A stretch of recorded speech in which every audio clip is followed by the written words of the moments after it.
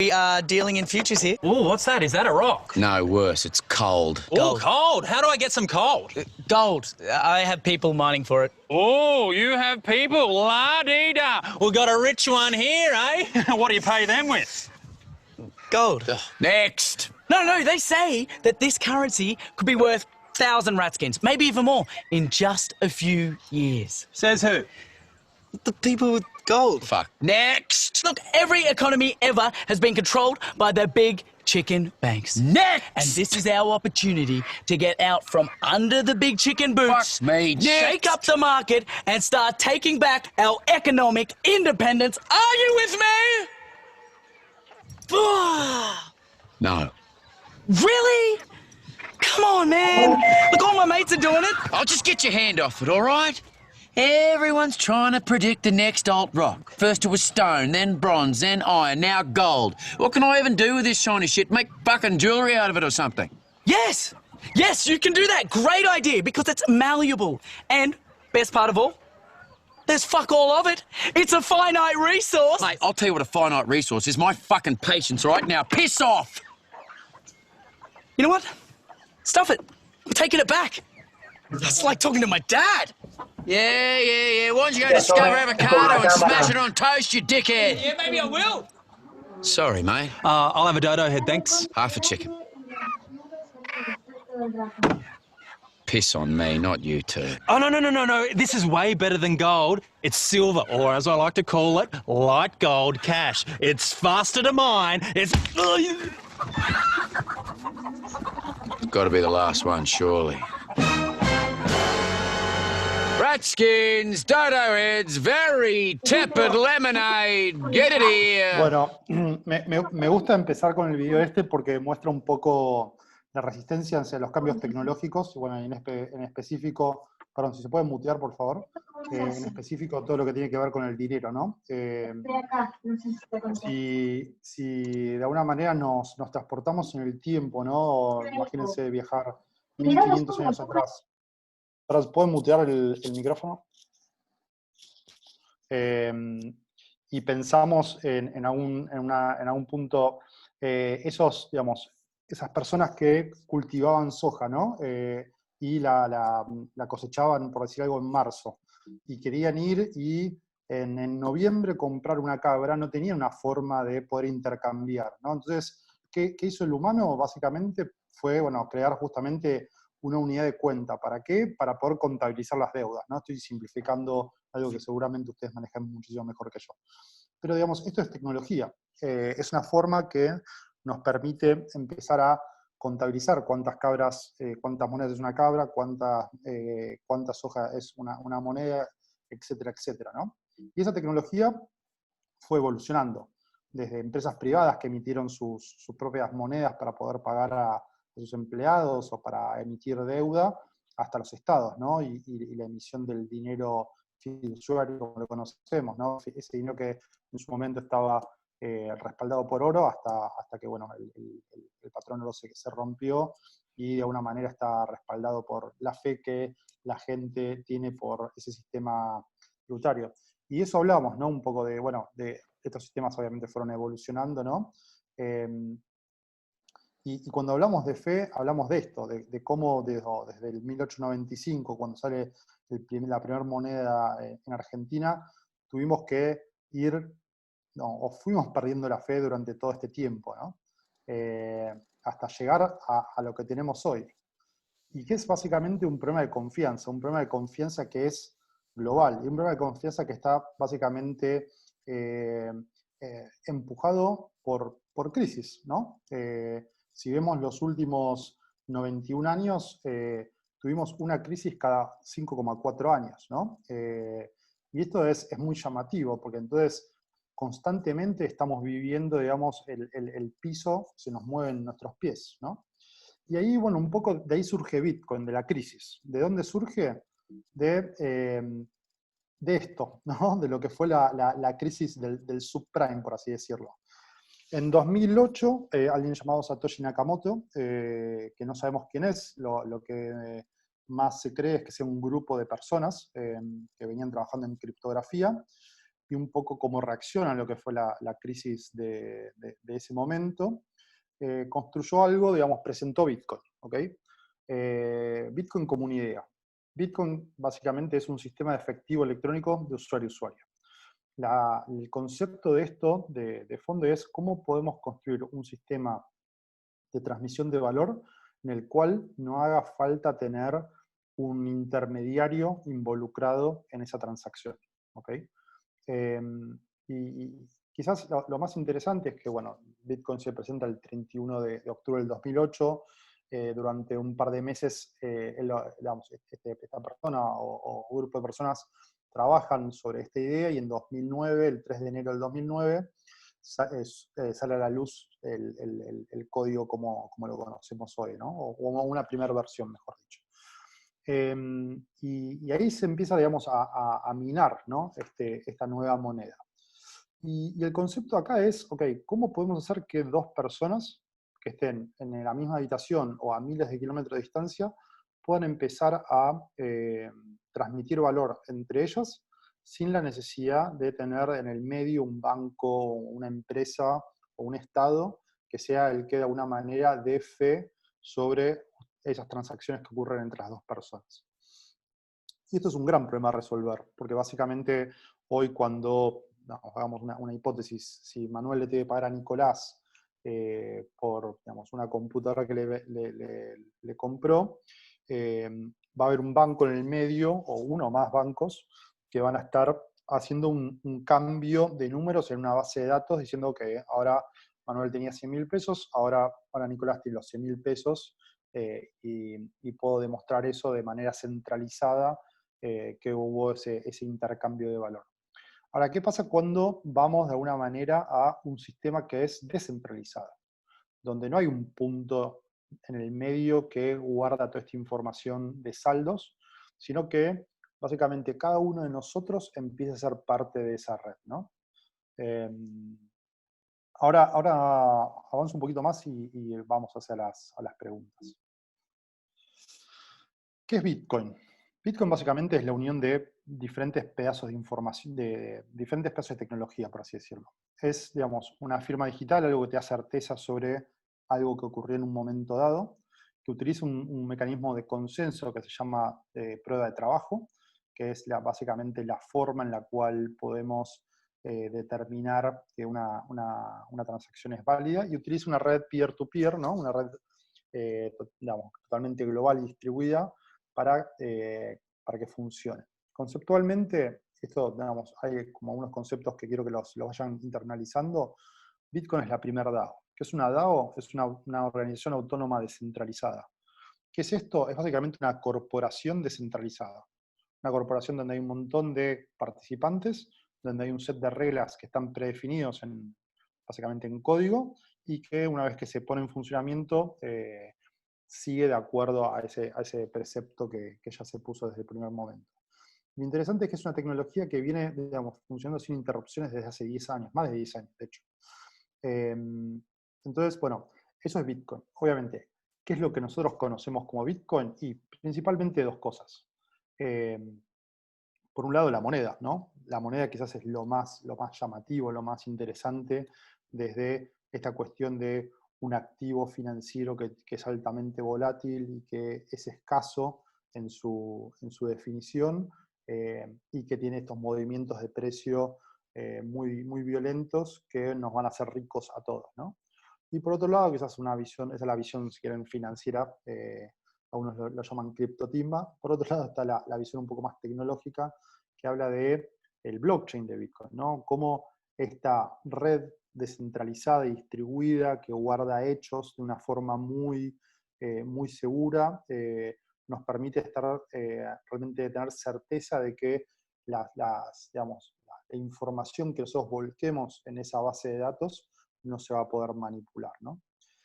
Y es eso, Bitcoin es todo eso, pero son bastantes cosas más, porque es sobre todo, digamos, es la tecnología, es las finanzas, es un cambio de paradigma también en cómo nosotros estamos planteando básicamente cómo transmitimos valor internacionalmente, o globalmente, mejor dicho, y cómo empezamos a demostrar la propiedad de las cosas a partir del código, ¿no? Si Internet, digamos, digamos, hacemos un análisis muy objetivo de Internet, es básicamente un protocolo de transmisión de información. Es una forma de ponernos de acuerdo en cómo mover información del punto A al punto B. Bitcoin puede ser entendido, o al menos yo lo entiendo también como un poco esto, como un protocolo de transmisión de valor. Es una forma de ponernos de acuerdo en cómo mover valor de la persona A la persona B. ¿Ok? Y de manera descentralizada, nuevamente. Esto es realmente muy poderoso. Vamos a las preguntas, si quieren.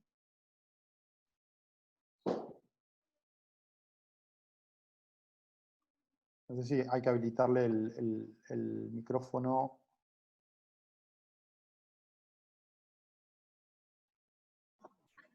Y Manuel, ahí le estoy pidiendo al hospedador de GLD que les habilite el micrófono o el chat, eventualmente, por si alguno no tiene micrófono disponible. Ok.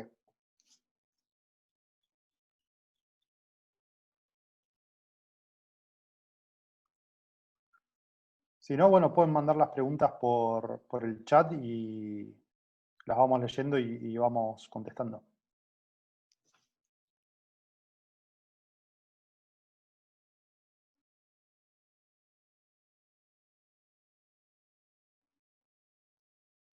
Acá hay una, Manuel, si querés, quizás lo dejo para más adelante, la diferencia que hay entre Bitcoin y Ethereum.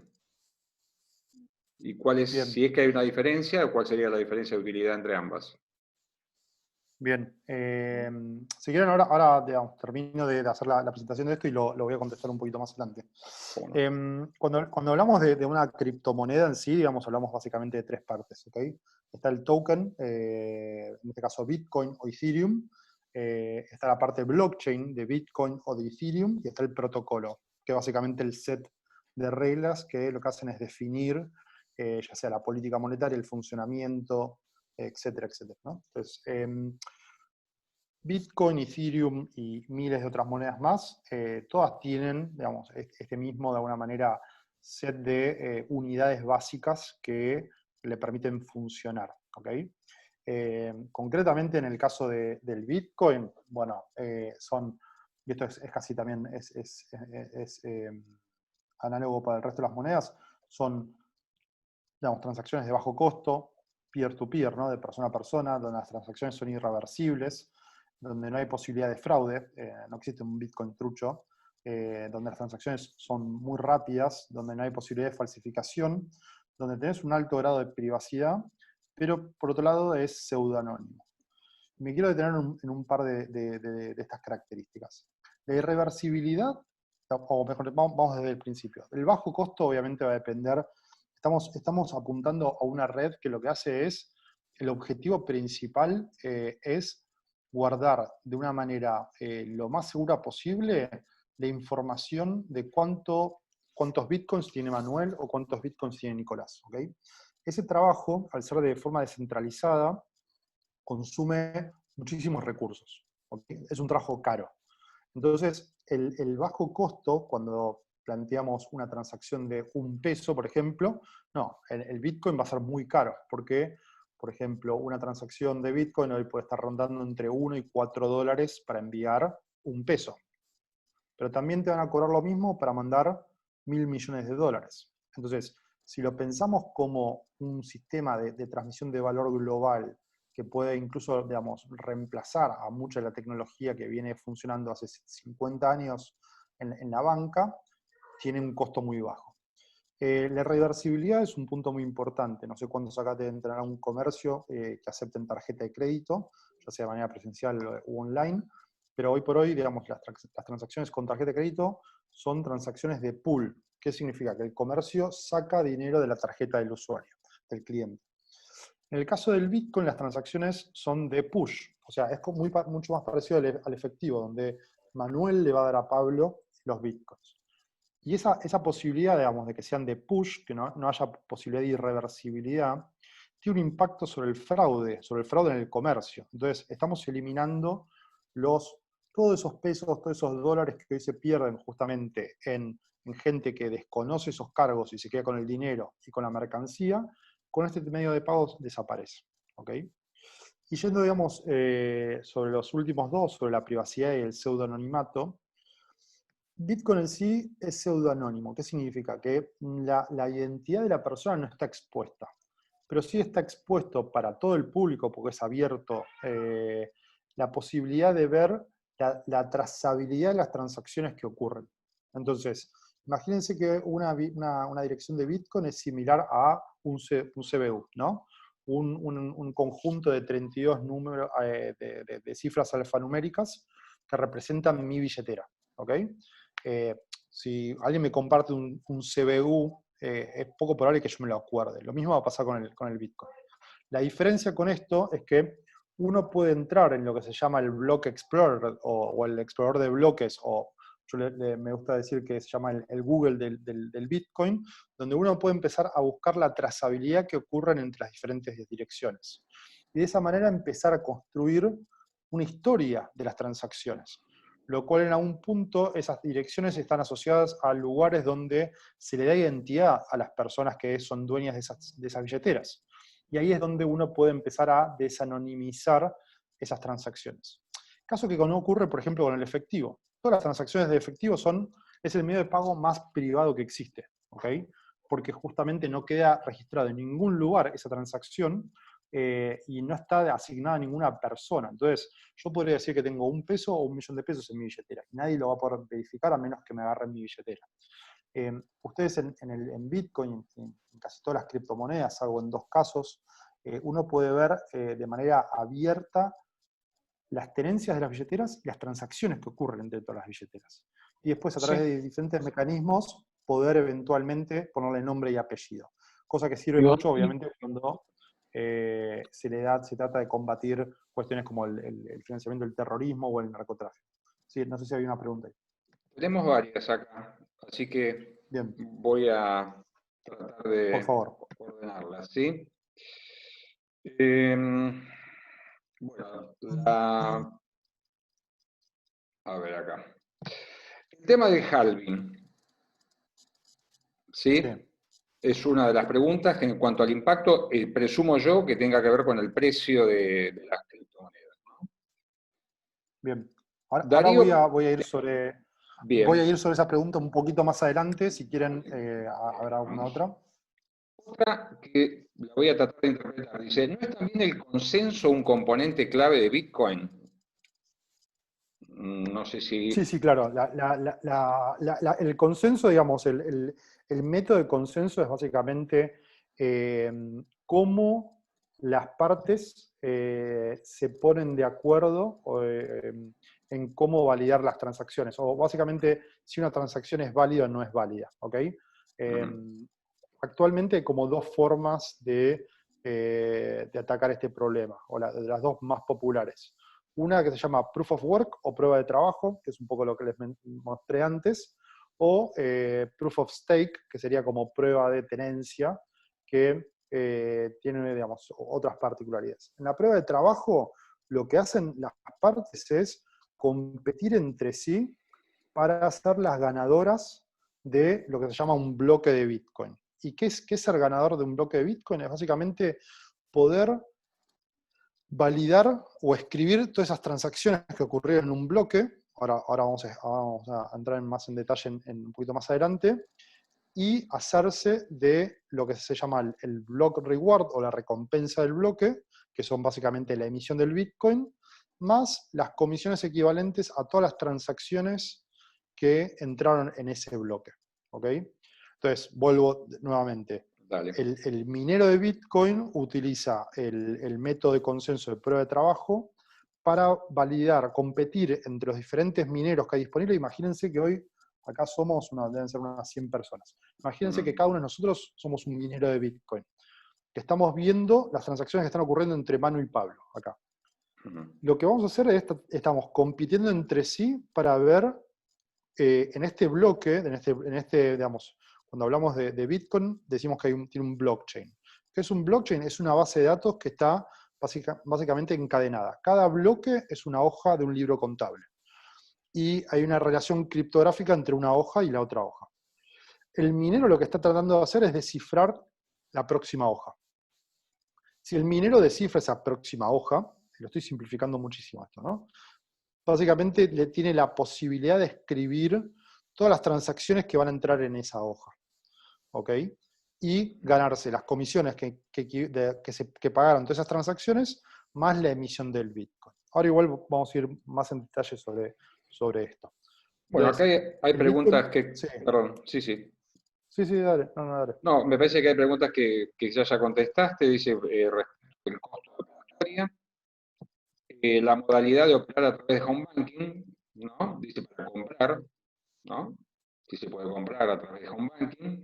Y una pregunta que me encanta, que es muy, muy interesante, me parece que hoy también hubo más información respecto de qué pasa en términos de impuestos con, no sé, o los tenedores de criptomonedas o las ganancias que puedan generarse derivadas de la operatoria con criptomonedas, ¿no? No sé si lo tenés más adelante también para plantear. Mauricio, no, si quieren eso lo podemos ver ahora. Dale. No está claro en términos de lo que son bienes personales, porque no está del todo definido. En cuanto a lo que es ganancia, sí paga, digamos, lo que sería le aplica el impuesto de renta financiera, 15% en la diferencia de precio entre compra y venta. ¿Ok? Después hay gente que lo declara en bienes personales y hay gente que no. Todavía no está del todo definido eso. Bien. Bien. ¿Qué más? Bueno, después seguramente habrá algún comentario que tiene que ver con la seguridad vinculado al tema de los riesgos de hackeo que puede haber Bien. respecto Bien. de las criptomonedas. Ahora voy a tocar eso mismo ahora. Y El seguramente un Bitcoin, tema de digamos, tiene... volatilidad Bien. también de la cotización, ¿no? Perfecto, dale, ahora lo vemos. El Bitcoin tiene, digamos, algunas características. Cada moneda, igual, digamos, que el Bitcoin tiene sus características. ¿Ok? En el caso del Bitcoin, tiene una cantidad prefijada. Son 21 millones de Bitcoins que se van a emitir y no se van a emitir más. Entonces, el Bitcoin por eso se lo toma un poco como el oro digital.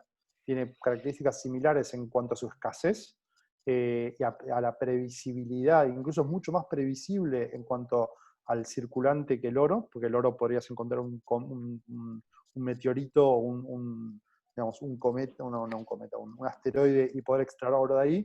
En el caso del Bitcoin, no, son 21 millones de Bitcoin y no va a haber más de 21 millones de Bitcoins. Son fungibles, significa que digamos, todos los Bitcoins son iguales, eso es privado y pseudonónimo. Esto que hablamos recién, ¿no? Digamos, se conoce el camino de las transacciones, pero no los dueños.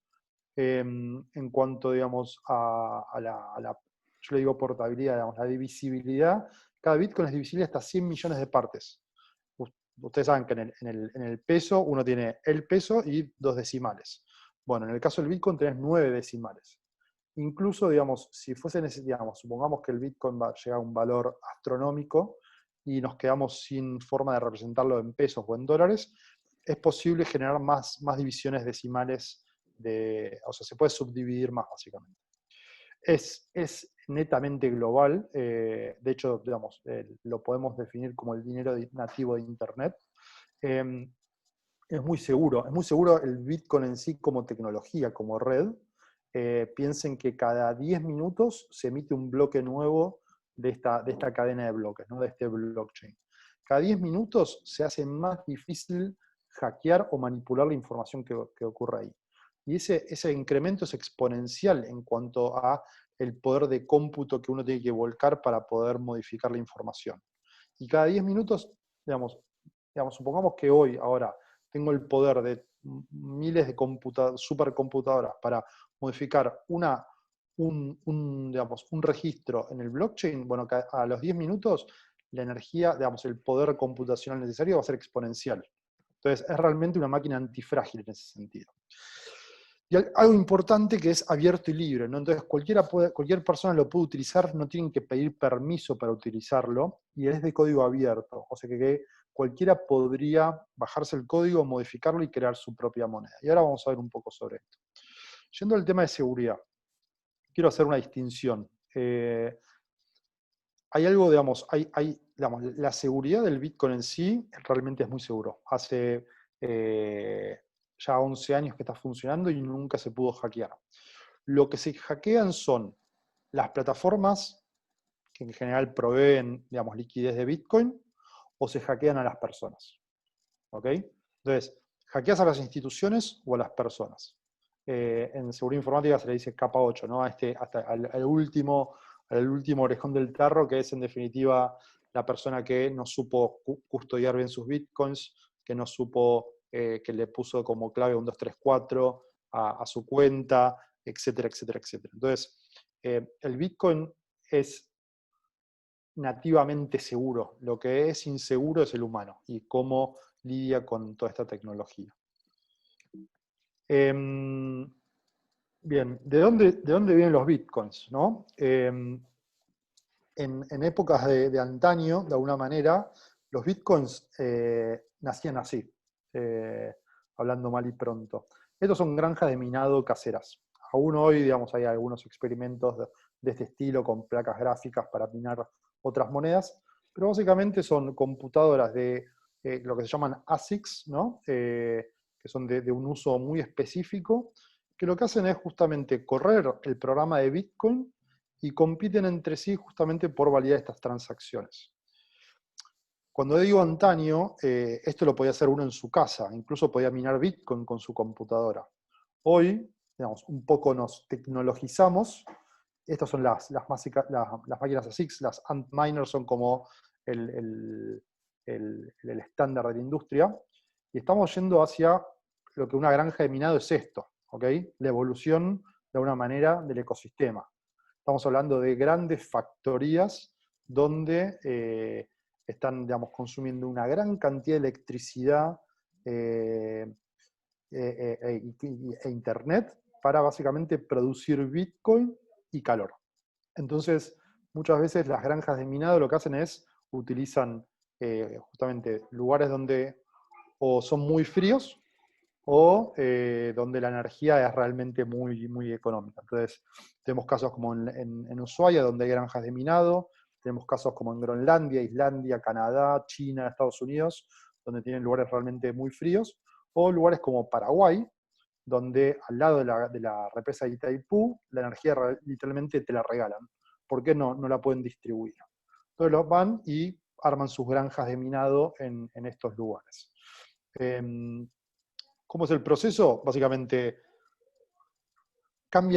transforman energía en bitcoins. ¿Okay? Ese es el trabajo. ¿Y cuál es el resultado de eso? Construir la red global digamos, de seguridad de la información más grande y robusta del planeta. ¿Bien? Bien. Voy a ir a esto que hablamos recién, preguntando del halving. Esto es básicamente la política monetaria del Bitcoin. ¿Ok? En el año 2009, cuando salió el Bitcoin, empezó a funcionar, se empezaron a correr el programa del Bitcoin. Piensen en el Bitcoin como un software, ¿ok? Como un programa de computadora que lo pueden bajar en su máquina, en su casa. Es un software que en sí no es pesado, lo que pesa muchísimo es la base de datos, que hoy está cercana creo que a los 300 gigas. Entonces, cuando Satoshi Nakamoto inventó el Bitcoin, lo que hizo fue, ok, tengo una red de transmisión de valor que necesita de la gente para ser segura y robusta. Ok, ¿cómo convenzo a toda esa gente para que empiece a correr ese software? Cuanta más gente lo corre en más lugares en el planeta, más seguro se vuelve, más antifrágil se vuelve. Entonces, lo que diseñó de alguna manera Satoshi Nakamoto es un sistema de incentivos. Un sistema de incentivos que estaba asociado a la emisión. Entonces, lo que dijo fue, mira, para el que venga a correr el software y valide las transacciones, durante los primeros 4 años se le van a estar pagando 50 bitcoins por cada bloque que validen. ¿Okay? Cada hoja de este libro contable es cada 10 minutos, o sea, un bloque cada 10 minutos.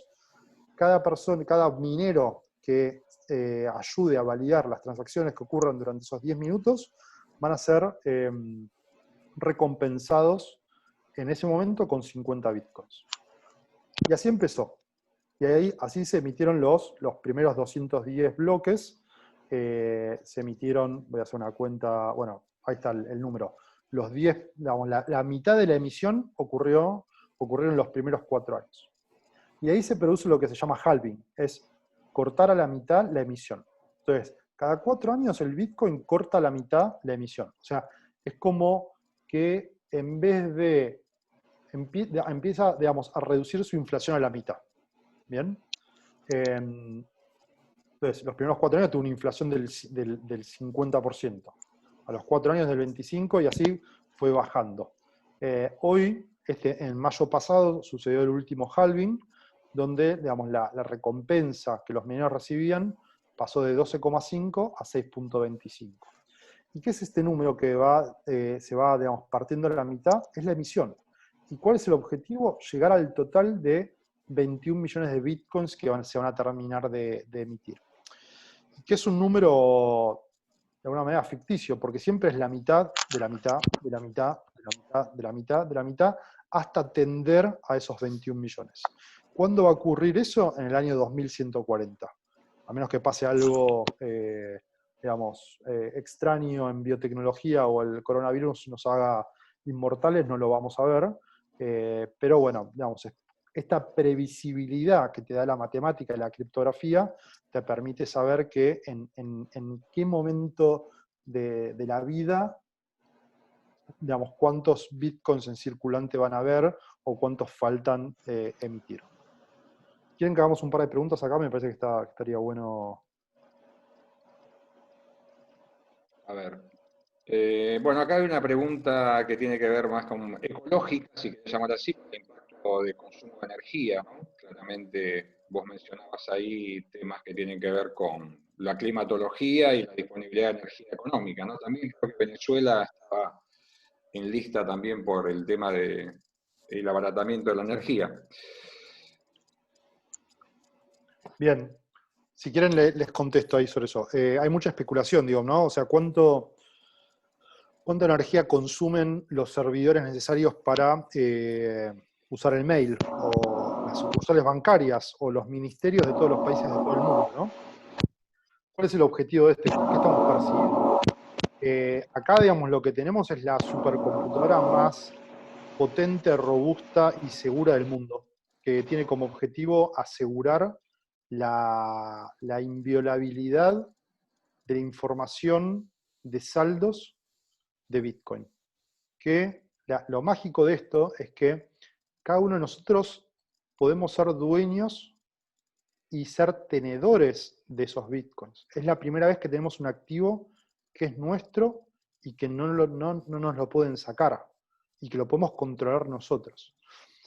Si empezamos a pensar, digamos, empezamos a entender que la cuestión de la propiedad es algo fundamental y muy importante y tan fáctico y real como esto, eso tiene, digamos, un montón de implicancias que de alguna manera están justificando ese gasto de energía en justamente robustecer que nosotros podamos estar seguros de que esa información no es posible ser violada. Les doy les retruco sobre esto. El blockchain lo que hace es guardar hechos, ¿ok? El hecho de que Manuel tiene un Bitcoin.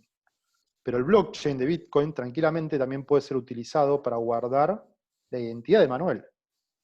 Entonces, vamos a escasear en recursos para estar seguros de que el resto de la gente sepa quién soy yo y estar seguro y que nadie pueda violar mi identidad. Y esto lo estamos diciendo desde la comodidad de un país civilizado como es Argentina. Piensen en los refugiados sirios. Piensen en la gente que no puede tener una identidad pública porque quizás tiene un régimen que lo mata. Entonces, salgamos de nuestro espacio de confort y empezamos a pensar en las segundas o terceras derivadas de este tipo de cuestiones. Para cerrar sobre este tema, más del 70% de la producción de Bitcoin se estima que viene de fuentes de energía renovable. Entonces, básicamente lo que se hace es aprovechar el surplus energético o directamente utilizar fuentes de energía que no contaminan, ¿no? Bien. Les tiro un dato más ahí muy interesante que se podría tranquilamente aplicar en países como el nuestro. En Siberia estaban repartiendo mineros de bitcoins. estos aparatitos en sus casas y los utilizaban para calefaccionar, porque básicamente lo que producen es Bitcoin y calor. Entonces pueden empezar justamente a calefaccionar su casa y ganar plata. En Groenlandia, perdón, lo estaban utilizando para calefaccionar los invernaderos. Entonces producían Bitcoin y tomates, ¿no? En el mismo lugar. Entonces es cuestión de empezar también a pensar de una forma un poco más innovadora. Bien. Bueno, después hay una cuestión acá vinculada, creo que la pregunta, bueno, que vos has ido planteando el tema de las formas de protección a y las formas en que podés perder lo que tenés en términos de Bitcoin, en términos de la seguridad. Bueno, ya lo planteaste oportunamente, ¿no? Donde se producen, digamos, las fisuras en esta cadena y dónde lo podés perder, ¿no? Pero básicamente por las cuestiones vinculadas a la seguridad, fundamentalmente de los usuarios, ¿no? En billeteras, estamos hablando. Sí, sí. A ver, muy buena pregunta, porque la verdad que, digamos, el Bitcoin lo que tiene, las criptomonedas en general lo que tienen es, digamos, uno es el custodio, o puede ser el custodio de los activos. Y como decía el tío de Spider-Man, con mucho poder viene mucha responsabilidad. ¿Y a qué me refiero con esto? Uno se crea una cuenta de mail, se olvida la contraseña, hay un botón que dice recuperar contraseña y bueno, se hace de vuelta de su cuenta de mail. Eso en Bitcoin no existe, porque básicamente en el momento que vos sos el dueño real, ¿no? Digamos, vos tenés la custodia de los Bitcoins en tu celular, por decir algo, y perdiste, digamos, tu clave de acceso, lo que se llama la clave privada, perdiste los Bitcoins. Entonces, ¿hay maneras de evitar esto? Sí, obviamente hay maneras de evitar esto. Uno cuando crea una billetera, digamos, se les da una forma de justamente de tener como ese botón de recuperar contraseña, que se llama semilla. Esa es la semilla de la billetera Bitcoin. Es un set de palabras comunes, como por decir gato, perro, silla, mesa, etc., que puestas en un orden concreto, te van a devolver el acceso a tu billetera. Entonces, si uno es el que va a estar custodiando esos bitcoins, es importante que haga un proceso, digamos, un protocolo de custodia de esos bitcoins de forma correcta, que no es difícil, pero hay que tener como algunas precauciones, si querés. Si vas a tener, no sé, $1.000.000 en bitcoin en tu celular, primero trata de no hacerlo de esa manera. Hay aparatitos que se llaman billeteras físicas, donde lo puedes tener, que es similar a un pendrive, y esa billetera también va a tener lo que se llama esta semilla.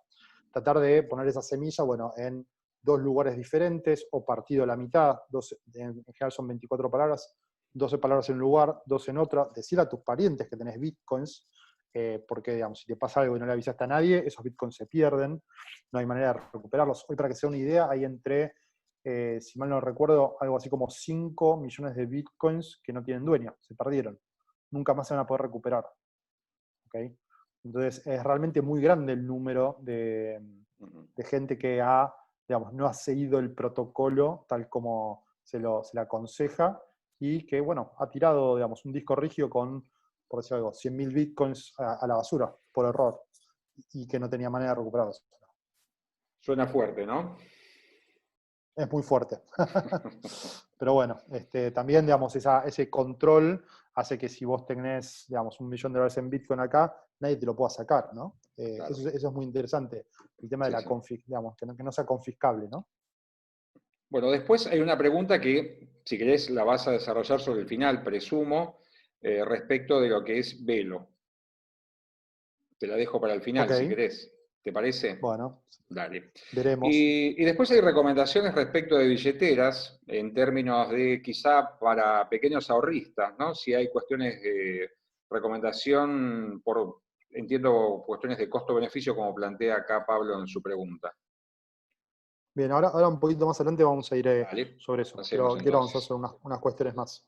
Avancemos. Cuando hablamos, digamos, de este sistema de incentivos que Satoshi Nakamoto armó, estamos hablando en emisión.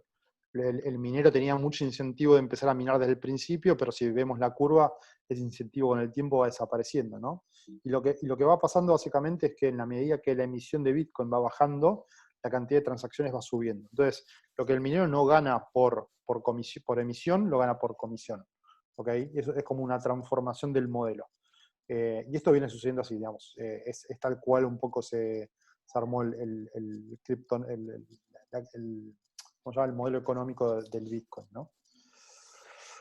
Algunas características digamos, de Bitcoin comparado con el efectivo y el oro que me parece son interesantes, y me voy a, si querés, parar en dos, y sobre todo en la última.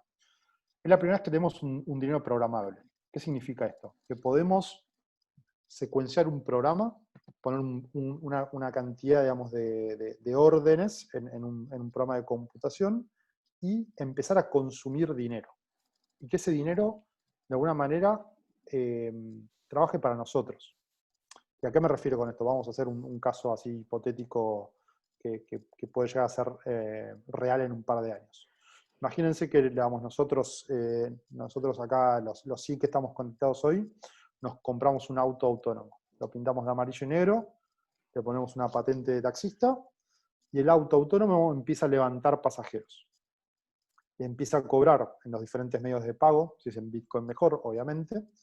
En un momento se queda sin electricidad, se carga, se rompe, llama al mecánico por SMS, viene el mecánico, le paga en Bitcoin.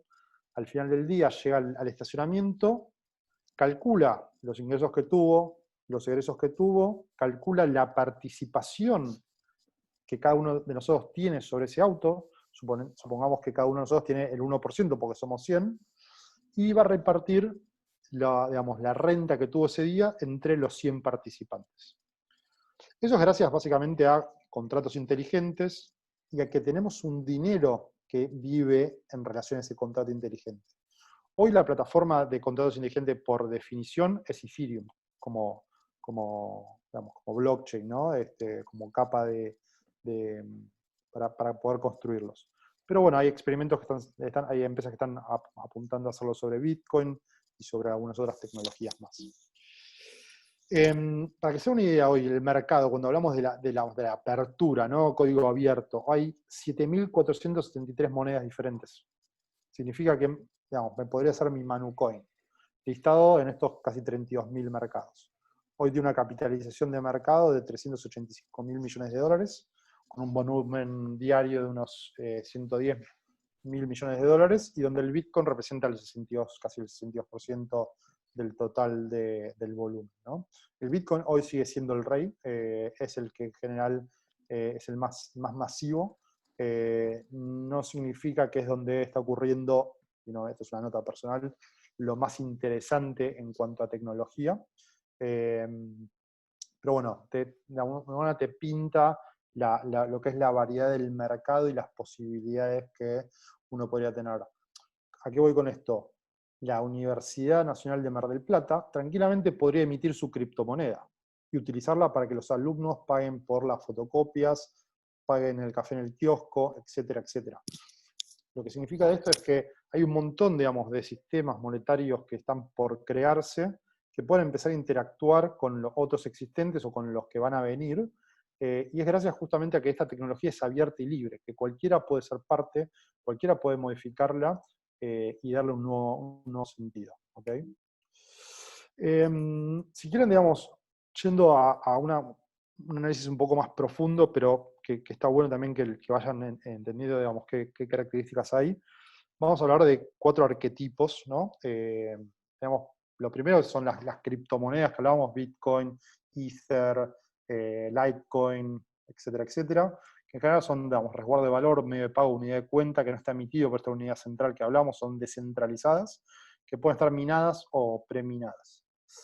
Después tenemos lo que son los activos tokenizados, que básicamente te dan acceso a un activo como el oro, la soja, incluso en microtransacciones, y el activo subyacente está resguardado en un custodio que lo emite. Imagínense emitir digamos, un token que equivale a justamente eso, a soja, a chanchos, a vacas, a personas. Digo, hay personas que se han tokenizado y que le dan su poder, digamos, de voto sobre qué hacen en su día a día a la gente que compró su token. Después tenemos plataformas tokenizadas. Imagínense esto digamos, de tener una red, digamos, una red social donde de alguna manera vos podés ser recompensado por escribir contenido en criptomonedas, ¿no? Y donde justamente los roles están distribuidos, ¿no? No es que hay un dueño, sino que hay usuarios, y hay temas de gobernanza, de distribución digamos, de estas monedas en cuanto a la política, en cuanto al valor que se va generando, está hecho de manera descentralizada. Y el último, y para mí una de las cuestiones que, digamos, que va a generar una revolución total en las finanzas, es el token como una acción. ¿Qué pasa si yo puedo tokenizar la acción de una compañía y volverlo una moneda, digamos, una criptomoneda, y que esa criptomoneda empiece a tener, digamos, que no esté limitada de alguna manera al espacio del país, sino que está digamos, en el ciberespacio? ¿Ok? Y lo interesante de esto es que yo podría, de alguna manera, emitir 1 millón de tokens equivalentes a 1 millón de acciones del kiosco que me voy a poner, y que ustedes sean los inversores que me ayuden básicamente a armar ese kiosco. Esto es muy, muy interesante porque básicamente rompe la idea del típico IPO, ¿no? El famoso oferta pública inicial, donde cada uno puede armar su mercado, o mejor dicho, su empresa, y financiarla de manera abierta y libre sin pedir permiso. Obviamente esto, digamos,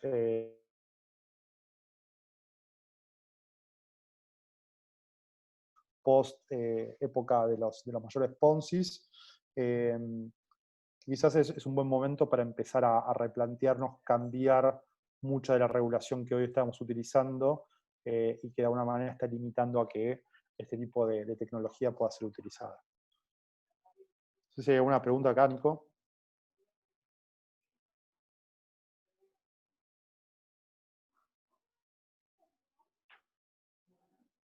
Bueno, seguimos. Vamos a hablar un poquito de DeFi. DeFi es algo que nos tiene bastante excitados a lo que estamos metidos en este mundo, que básicamente DeFi es finanzas descentralizadas, ¿no? Es empezar a pensar, digamos, una nueva forma de ver las finanzas. En las finanzas tradicionales tenemos finanzas que son centralizadas, permisionadas y opacas. Significa que básicamente hay un ente central que es el que te da permiso y no deja ver a nadie qué está pasando ahí adentro. En finanzas descentralizadas es totalmente opuesto, es descentralizado, no hay, digamos, un ente central, es totalmente abierto, no tenés que pedir permiso para utilizarlo, y es transparente, cualquiera puede ver qué está pasando ahí adentro. ¿Okay? Un poco la génesis de esto es empezar a jugar al Lego de vuelta, empezar a pensar en el dinero como piecitas de Lego. ¿Y qué es esto? Es básicamente, no se mareen con esto, pero estos son como básicamente las diferentes partes que tiene un sistema financiero montado sobre Ethereum, por ejemplo, en este caso. Si nosotros empezamos a hacer una analogía con esto, lo que sería la parte de abajo de todo, el settlement layer, hoy por hoy, es de alguna manera el Banco Central, ¿no? Es el que nos permite mantener las cuentas de todo lo que está pasando en el sistema financiero local. Y después hay un montón de diferentes capas que están compuestas por los mercados, por las cámaras compensadoras, por los bancos, por las billeteras digitales, etcétera, etcétera, etcétera. Análogamente, digamos, en este caso en Ethereum, nosotros tenemos como todas estas partecitas. Lo interesante es cómo podemos, o sea, en el caso, digamos, de DeFi, te permite empezar a construir una nueva nación de servicios financieros en base a las partecitas. Entonces, no es que tenés que ser un banco para poder, digamos, recibir depósitos de los clientes, dar préstamos, tener una caja de ahorro, tener una cuenta corriente, una tarjeta de débito, una tarjeta de crédito, etc. Sino que podés ser alguien que tome depósitos. Y a su vez conectar con otro contrato que sea el que genera préstamos. Y a su vez conectar con otro contrato que sea el que sea una plataforma de derivados. Y a su vez eso montarlo todo en una aplicación que se va a ver en un agregador y que puedes empezar a consumir todas esas diferentes partecitas entre sí que te van a dar un resultado diferente. todo esto que acabo de decir, digamos, se define como composability, o la posibilidad de componer digamos, servicios financieros a partir de estos pedacitos de Lego. ¿Ok? Como dije, digamos, está montado sobre Ethereum, en este caso, que es hoy un poco la más avanzada en cuanto a lo que tiene que ver con DeFi, que es básicamente una computadora global descentralizada, también conocida como Ether, la moneda, que es un poco el token de este blockchain. Lo interesante, digamos, de Ethereum en sí es que te permite justamente correr programas de software, poder correr software arriba de esta red y hacerlo funcionar con Ether, que es básicamente lo que se utiliza como nafta para hacer correr estos contratos inteligentes. ¿Qué ¿Puedo hacer cosas una pregunta, vemos? ¿puedo hacer una pregunta, Sí, Manuel? sí, por favor. Para que todos respiremos un poco y vaya decantando Sí, la obvio. temática. Sí. Una de las preguntas me parece que se hace en general la gente si esto es, en principio, es algo que está destinado necesariamente a gente joven que tenga, estamos muy familiarizado con tecnología fundamentalmente, digamos que tenga una visión positiva y no temerosa de la tecnología como un primer punto.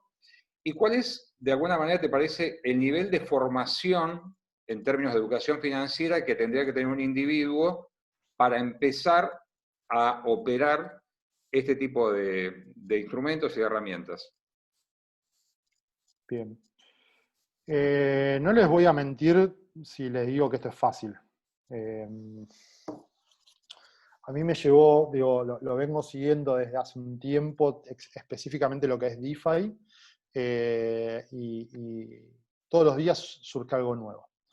Entonces, ¿es imposible? No, no es imposible. Requiere de aprender, de dedicarle tiempo, leer, experimentar. Digamos, lo más interesante de todo esto es que, como todo en la vida, muchas veces usan nombres complejos para referirse a cosas bastante simples. ¿Ok?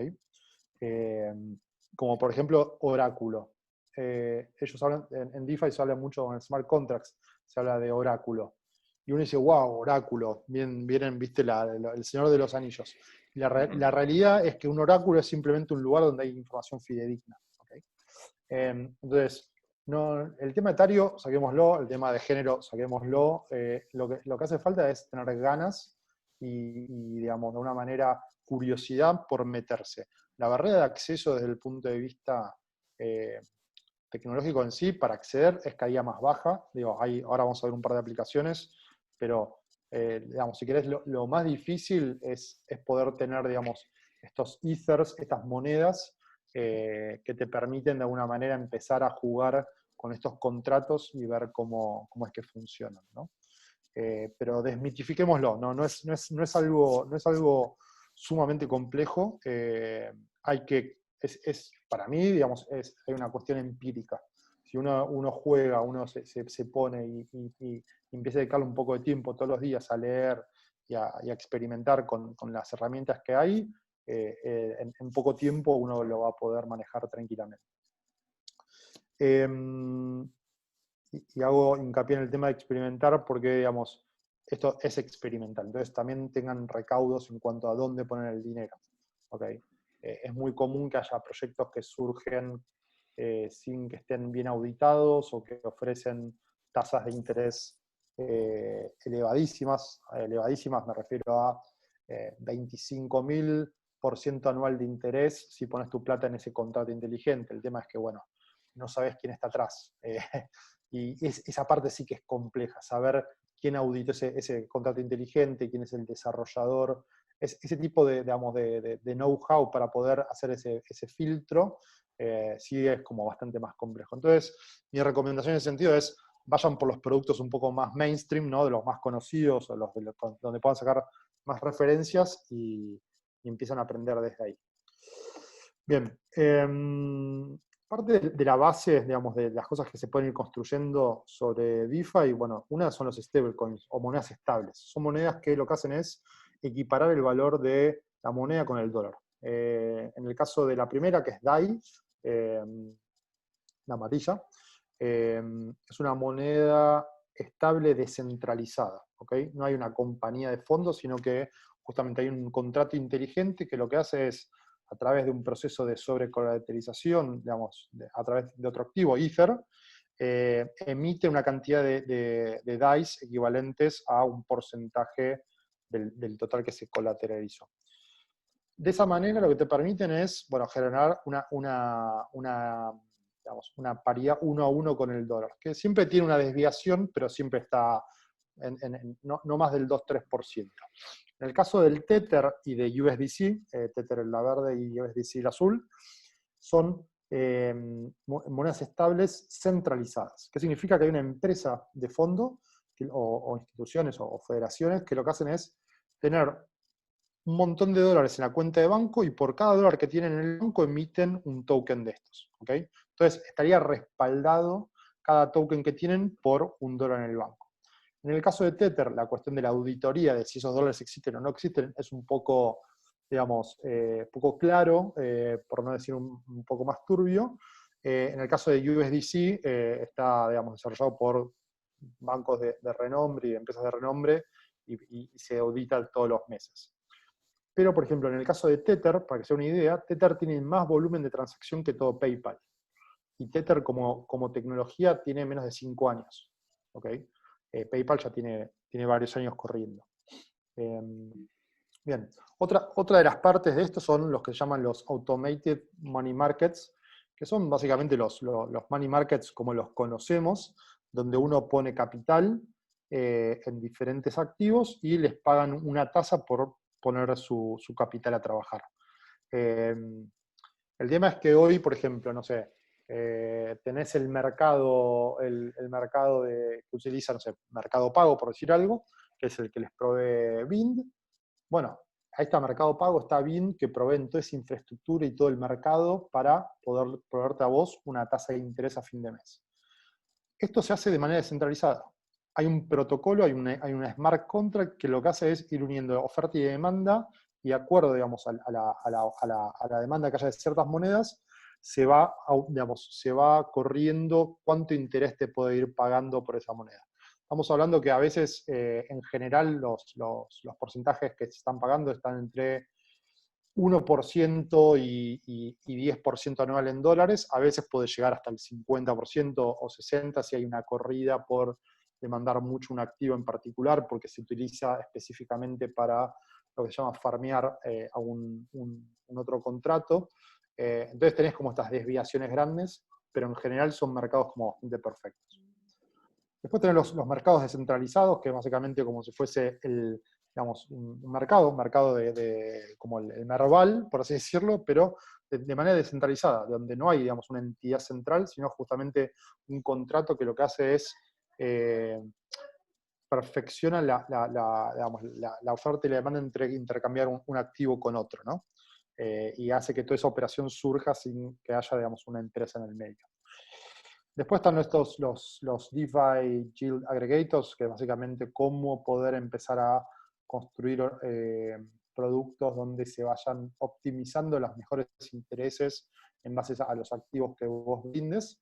En este caso se llama Yearn Finance, es una de las plataformas que este año tuvo un despegue astronómico y que tiene un equipo fenomenal. Muchas de estas cosas son realmente, digamos, experimentos vivos, ¿no? Entonces hay que tener cuidado, pero la verdad que los productos que van ofreciendo son sumamente interesantes. Después, bueno, tenemos las wallets, ¿no? Una wallet es básicamente donde uno puede custodiar sus ethers, en este caso es MetaMask, que es como casi un estándar de la industria. Les sugiero que se la bajen, si tienen ether, bueno, seguramente los van a tener ahí, bueno, o en alguna otra similar. Pero lo interesante de esto es cómo estas billeteras empiezan a conectarse por detrás, vía APIs, con, no sé, por decir algo, con, en este caso, Uniswap, que es el mercado, o contra Aave. Entonces empezar con los ethers que vos tenés en tu billetera, poder ponerlo en un contrato de interés, y sin salir de la billetera estar ganando intereses todo el tiempo. Y por último, para terminar, y ya, porque estamos un poco excedidos de tiempo, me parece, es una compañía que a mí me encanta, o proyecto, pero no sé si llamarlo compañía, que es la demostración gráfica de esto que hablamos de la composability, ¿no? La posibilidad de componer un servicio financiero a partir de diferentes partecitas. ¿Ok? Y lo interesante de todo esto es que uno, digamos, define un montón de pasos que van a estar ejecutándose en una sola transacción.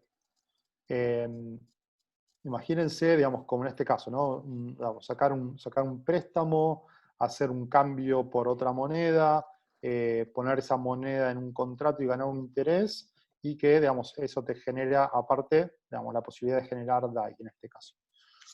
Todo eso que si uno digamos, lo lleva al mundo tradicional, posiblemente, digamos, todo ese rulo te lleve varios días u horas.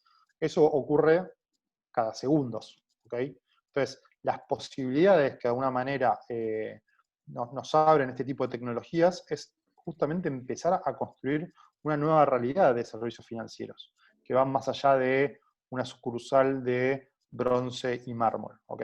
Hay que abrir la cabeza, es empezar a estudiar, digamos, otras cosas que están ocurriendo y empezar a ver, ok, cómo nosotros podemos ser parte de esto. Bien. Y eso fue todo, amigos. Me imagino que habrá varias preguntas. Voy a corto acá el share. Quiero ver Baile las grande, caras ¿no? de atónitos. Un baile grande hicimos. Sí, quizás me quedó ahí, digamos, sin contestar una pregunta que me habías hecho antes, Nico, que es el tema del precio, ¿no? En general, todos estos activos son activos que conforman su precio por oferta y demanda. Entonces, justamente son los mercados los que de alguna manera nos permiten llegar a definir un precio, ¿no? Entonces, nada, digamos, si ocurren noticias importantes, por ejemplo, hoy, por ejemplo, PayPal salió a decir que va a empezar a permitir que sus usuarios compren, custodien bitcoins y los utilicen para utilizarlo en toda su red de comercios a nivel global. Bueno, esas son noticias que en general le pegan al precio del bitcoin, ¿no? Y bueno, y lo pudimos ver también, ¿no? O, por ejemplo, cómo empresas se van, algo muy interesante que yo la verdad que lo esperaba el año pasado, pero está sucediendo eh, que instituciones públicas empiezan a poner Bitcoin en su tesorería. O sea, que parte del cash que tienen disponible, en vez de ponerlo en acciones, en bonos, o lo que sea, en letra del tesoro, lo vuelquen a comprar Bitcoin. Y esto es muy interesante porque el Bitcoin está empezando a tener, digamos, a definirse como un nuevo, digamos, asset class, ¿no? Una nueva clase de activo que justamente es un, digamos, un hedge a cuestiones soberanas, políticas, nacionales, etcétera, ¿no? Y bueno, nada, eso es muy importante, ¿no? Desde mi punto de vista. Acá veo preguntas que quedan sueltas, ¿no? Dice Pablo, ¿dónde recomendás colocar a interés las criptomonedas? Ahí me parece que mencionaste algo sobre el final, ¿no? Formas de Sí, sí, bueno, la verdad que rentabilizar, hay si varias querés llamar así, plataformas. las tenencias. Ahí les voy a... Aave... Ay, perdón, estoy mandando solamente... Aave es una, Lend es otra,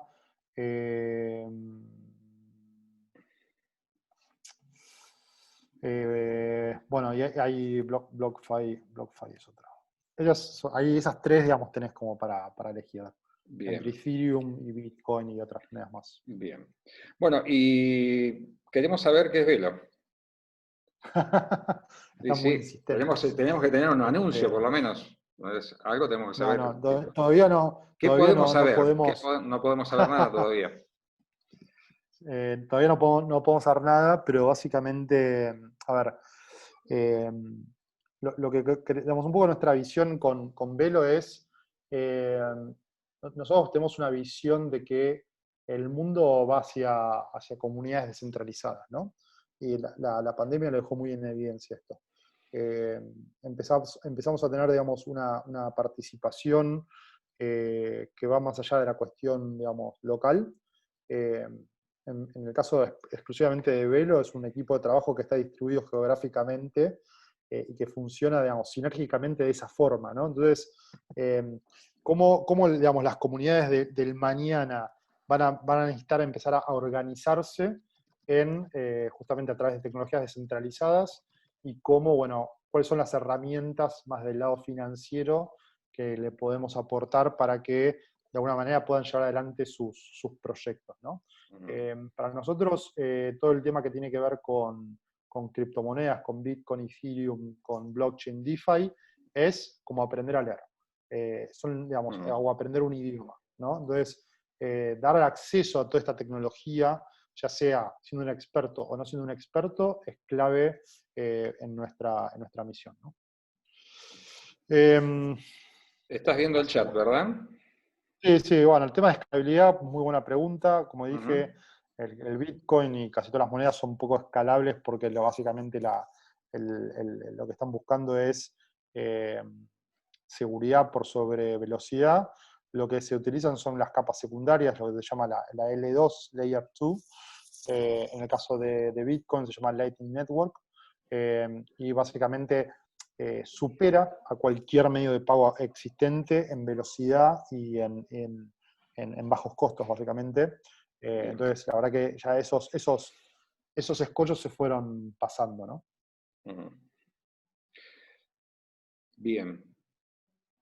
Ahí estamos. Después hay alguna pregunta vinculada a alguna billetera en particular. Y yo que soy, no digo un escéptico, pero tengo mis reservas a veces, muchas veces cuando se promociona el tema de criptomonedas sobre la base de los aumentos y esa tendencia de que los árboles crecen hasta el cielo, ¿no? Entonces,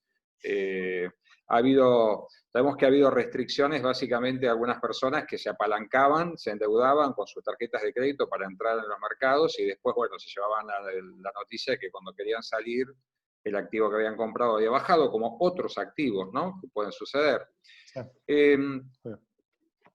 ¿Cómo ves ese tema de que empiece quizás a tener efectivamente esta más visibilidad, ponele en términos de medios de pago, ¿no? El rol del medio de pago de la criptomoneda, que quizá tener esa visión más popular hoy de ser un activo muy especulativo, ponele, ¿no? Como la parte, digamos, la visión negativa de lo que puede ser una criptomoneda. ¿Qué Sí, pensás que ahora, es? yo creo que, digamos, Sí. especular un activo financiero no es inherentemente malo, ¿no? Uno No, no, por supuesto. especula con acciones, con bonos, Ujú. con dinero, etcétera, ¿no? Sí. Me parece que lo que sí está mal y que mucha gente se aprovecha es en esta visión más de futurólogo, decir, no, comprá porque esto va a volar y es Claro. te vas a hacer rico. Eso está mal. Ujú. Está mal y creo que solamente lo podemos suprimir con una buena educación financiera. Ahora bien, ¿por qué creo que, digamos, todo el mundo debería poder, o debería, en la medida de lo posible, comprar Bitcoin específicamente?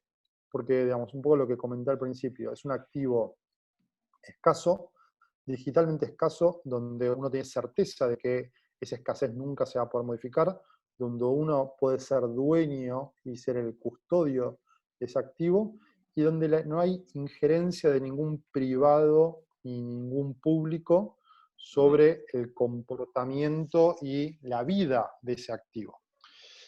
Obviamente, digamos, poca gente entiende esto, por eso también hace falta como leer mucho, meterse, escuchar, tratando de ser lo más escéptico posible, esto es importante, Ujú. no comprar espejito de colores.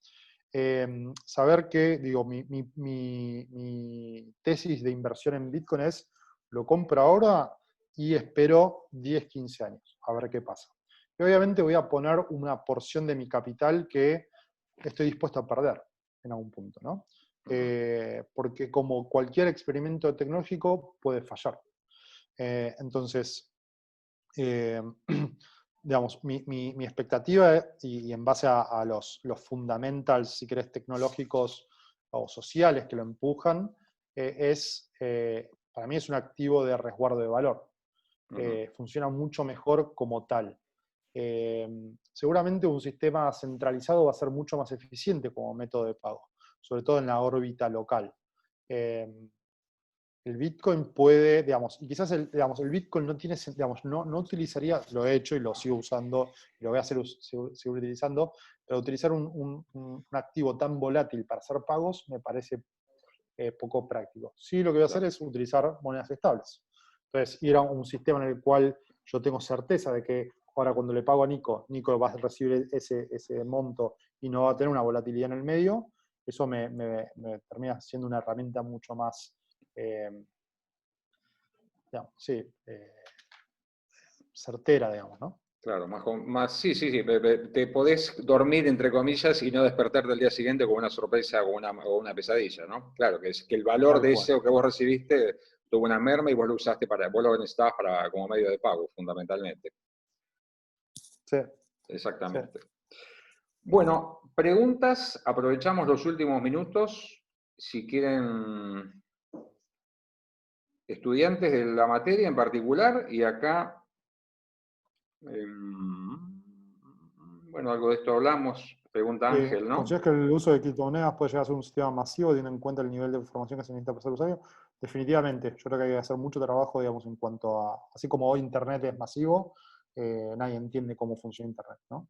Creo que hay algo similar en cuanto al camino a seguir adelante. ¿Por qué no suponer que el Bitcoin puede ser reemplazado por otros activos digitales? Totalmente, lo puede ser. Hay que tener, digamos, siempre esa apertura mental de decir, mira, esto no es... no hay que ser dogmático, sobre todo en las finanzas, ¿no? Bien. ¿Alguna pregunta más? Bueno, acá entró una de Romy. ¿Querés te damos? Bueno, vamos con la de Romy, si te parece. Básicamente, sí, pero básicamente, digamos, para emitir un token en la acción, bueno, primero hay que emitir el token, ¿no? Tener un blockchain que respalde donde volcar esa información. Y eso, digamos, hoy se hace de manera bastante simple, digo, hay empresas que te pueden ayudar a hacerlo, no es la parte compleja.